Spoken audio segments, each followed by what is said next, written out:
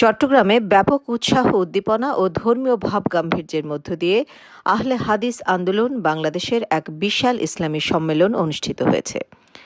গত শুক্রবার নগরীর হালিশহর বিডিআর মাঠে চট্টগ্রামের সাংগঠনিক জেলার উদ্যোগে ইসলামী সম্মেলন অনুষ্ঠিত হয়।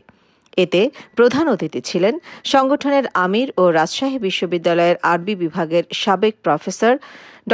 মোহাম্মদ আসাদুল্লাহ আল গালিব হাফিজাহুল্লাহ। আলোচক ছিলেন শায়খ আমানুল্লাহ মাদানী, শায়খ জাহাঙ্গীর আলম ইসলাহি, ড. আহমেদ আবদুল্লাহ সাকিব, ড. মোহাম্মদ সাখাওয়াত হোসেন, ডাক্তার শওকত হাসান, জামশেদ মজুমদার, আরজু হোসাইন সাব্বির প্রমুখ।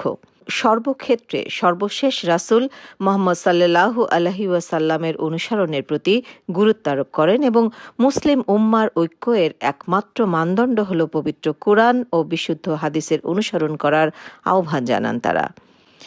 প্রধান অতিথি তার ভাষণে ইসলামী খেলাফত চাই এবং এই বিষয়ে ওলামায়ে কেরামের ঐক্য চাই এই আহ্বান জানিয়ে সম্মেলনের সমাপনী বক্তব্যের মাধ্যমে সম্মেলন সমাপ্ত করেন।